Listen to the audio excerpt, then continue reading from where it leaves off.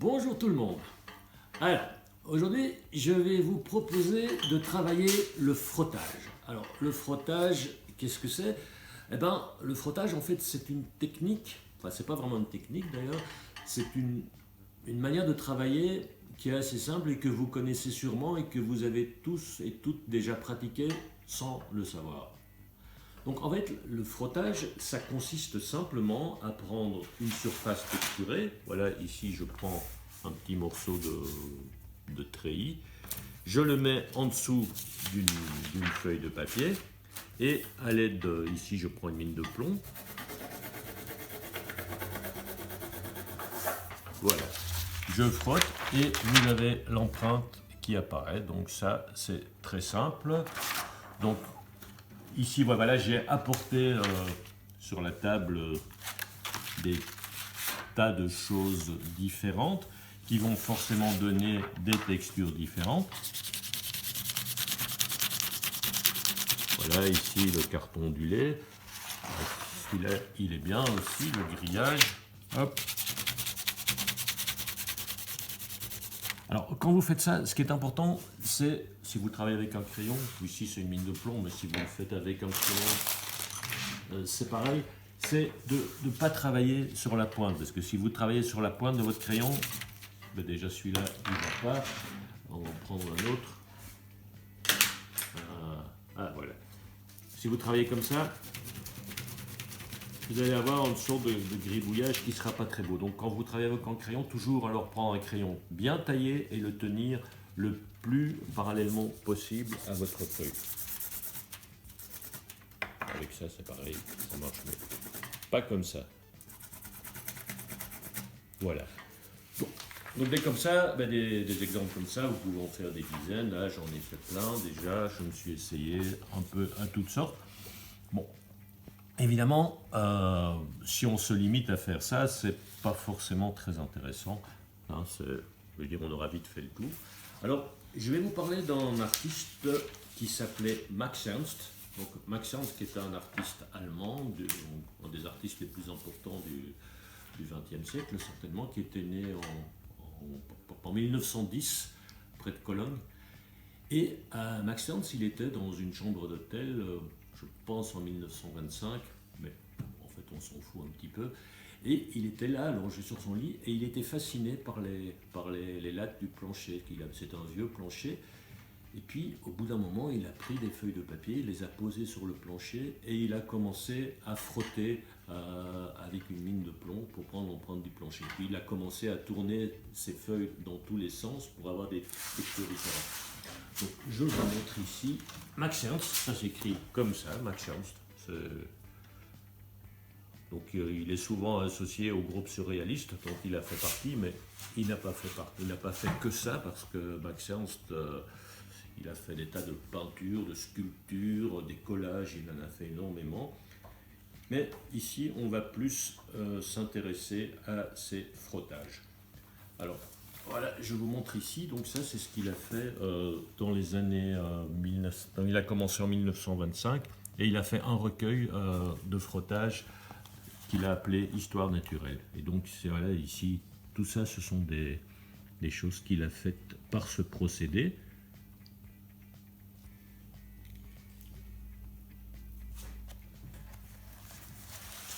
Et j'en montre encore d'autres ici. Voyez.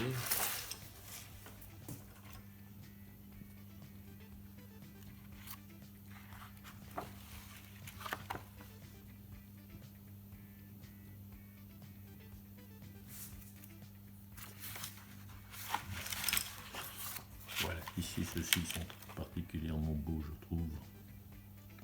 Et donc vous voyez, il ne s'est pas contenté simplement de frotter comme je l'ai fait, il a intégré ça dans des compositions, c'est-à-dire qu'il s'est servi de ces textures, justement pour créer une dynamique.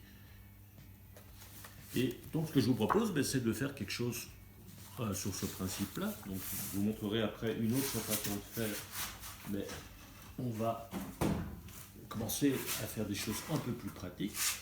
Donc voilà, ici, je prends une feuille, ça fonctionne très bien sur un papier léger.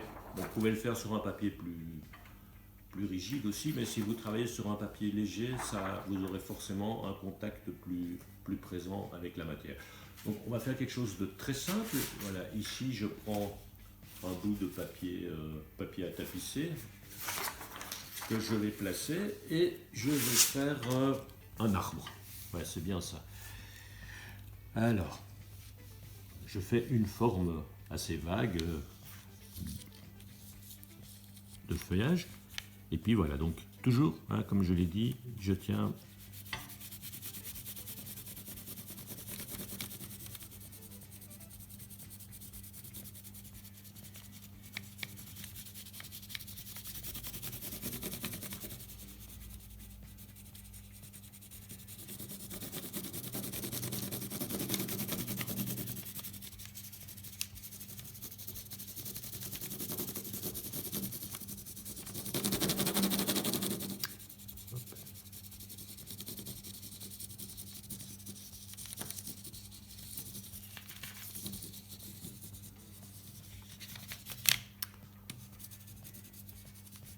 Là, on va commencer par ça.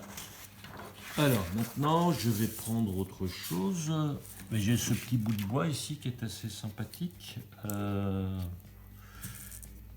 sais pas très comment je vais le mettre.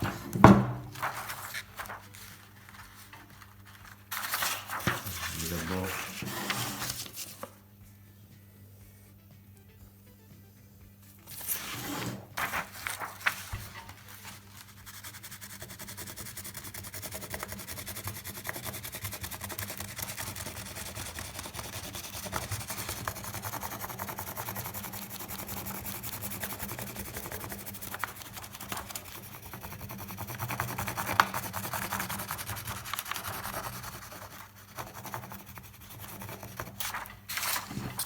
voilà, j'ai un peu dessiné. Maintenant, on peut rectifier un petit peu les formes.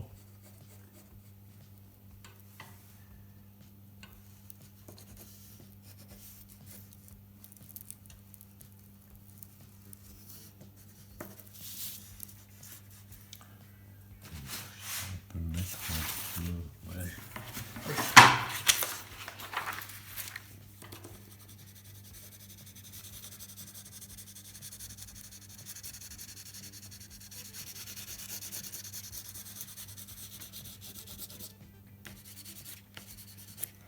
Voilà, donc ça c'est une manière assez simple de faire. Vous avez vu, je l'ai fait très vite. Donc il y a moyen de pousser ça évidemment beaucoup plus loin. Donc ça c'est vraiment un peu sommaire, mais ça vous explique quand même la manière de procéder. Alors évidemment, vous pouvez faire tout à fait autre chose, des choses plus compliquées. Vous pouvez aussi faire un personnage par exemple. Wow. Ici je vous montre un autre exemple, là, je l'ai déjà fait.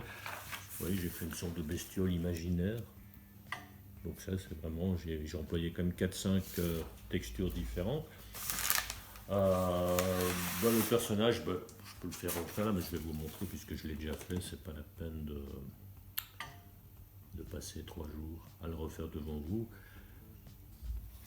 Donc ça, voilà, c'est les cheveux, c'est le même carton. Le fond, c'est un morceau de grillage. Je ne sais plus où il est. Ah ben il est là, c'est lui. Alors, je vais vous montrer d'autres choses, un peu dans le même esprit. Donc ici, ce sont des dessins que j'ai faits il y a assez longtemps. Donc voilà, moi je me suis beaucoup intéressé au frottage en fait. Et donc ici j'avais employé vraiment des mines de plomb très très grasses. Donc c'est du 9B, c'est ce qu'il y a de... C'est ce qu'on trouve de plus gras. Donc là, on était un peu à la limite de l'abstraction, mais pas tout à fait quand même. Et j'ai également fait des paysages en travaillant par ce système. Bon, voilà. Et ça a l'air grand comme ça, mais en réalité, je n'ai utilisé que des petites choses que j'ai superposées. Parce que ce qui est intéressant aussi, c'est de superposer. Ici, je vous ai montré des matières prises telles quelles. Mais il est évident que si vous superposez deux matières, vous en aurez une nouvelle. Et puis vous pouvez aussi gommer Ici, je me suis beaucoup intéressé aussi aux parois rocheuses, mais en réalité, ce n'est pas du tout des parois rocheuses, hein, c'est simplement des morceaux de carton, des bouts de bois que j'ai utilisés pour suggérer. J'en ai fait des plus grands aussi. On peut également le faire en couleur. Hein. Ici, voilà, ça c'est.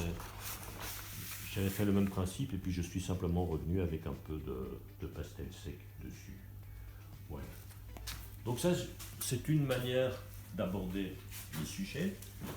Alors, il y a une autre manière, donc il y a un autre artiste, je vous ai parlé de Max Ernst, mais il y a un autre artiste tout aussi important et qui lui est toujours vivant. Donc Max Ernst, il est mort quand même en 1976, si je ne m'abuse, et je ne m'abuse pas. Et donc Pierre Alechinsky, l'artiste dont je vais vous parler aussi, ben lui, Pierre Alechinsky est un artiste belge qui est toujours vivant, donc il doit avoir, je pense qu'il a 94 ans maintenant, et qui est toujours actif et qui a également utilisé le frottage, que lui appelle estampage d'ailleurs, mais d'une autre manière. C'est-à-dire que lui, il a pris, non pas comme Max Ernst, des éléments pour les incorporer, non, il a carrément pris le sujet tel quel et il l'a incorporé dans des œuvres graphiques et dans des très grandes œuvres, donc ce sont des tableaux qui font quand même plus d'1,80 m de hauteur, que je vais vous montrer tout de suite. Et pour faire ça, ben, il s'est inspiré de plaques d'égout, par exemple. Et ben, donc j'ai me suis fait un peu, j'ai fait mon petit Alechinsky, j'étais un peu me balader dans la rue, et voilà, donc ça c'est une, je sais pas si c'est une arrivée de gaz ou un truc du genre, et ça en le prenant tel quel, donc j'en ai pris 2-3.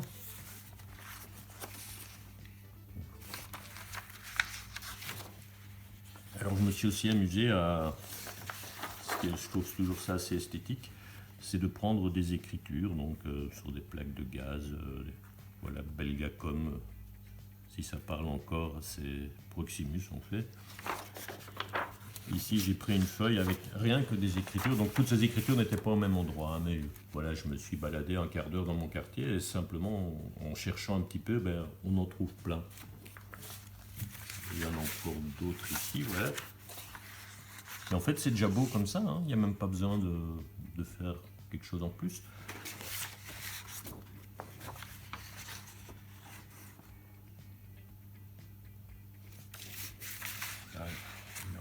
Ben, si vous regardez bien, vous allez voir, il y en a des dizaines. Si vous vous baladez, vous allez en trouver plein. Voilà, ça c'est... Allons prendre de ma chaudière. Et donc Pierre Alechinsky, je vous montre quand même ce que lui a fait avec ce genre de choses.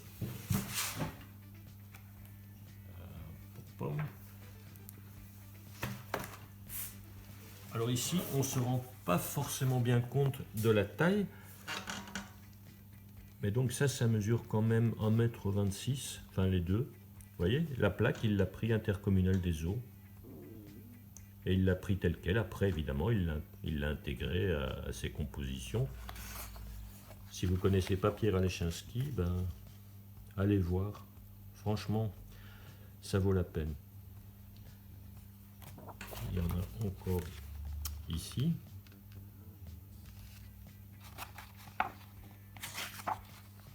Et puis là, il en a retravaillé avec de la couleur. Bon, et autour, ben, c'est de l'encre de Chine, de l'acrylique. Donc on peut vraiment mixer les techniques.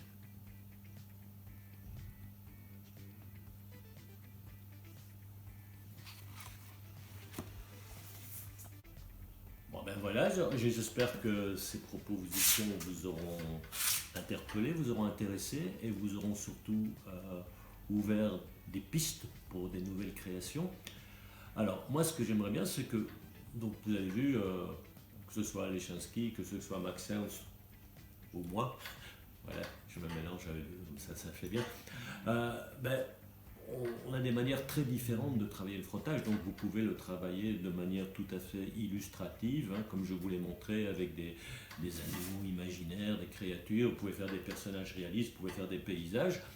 Mais ce que j'aimerais bien, donc, c'est que vous en fassiez autant que vous voulez d'abord, et surtout, c'est que quand vous les avez faits, ben, vous prenez une petite photo ou vous les scannez si vous en avez la possibilité et vous nous envoyez ça soit à mon adresse que vous trouverez dans le colis, mon adresse mail, soit sur l'adresse des ateliers du Lézard. Comme ça, nous on est toujours très intéressés de les voir et on voit qu'on n'a pas fait ça pour rien. Voilà.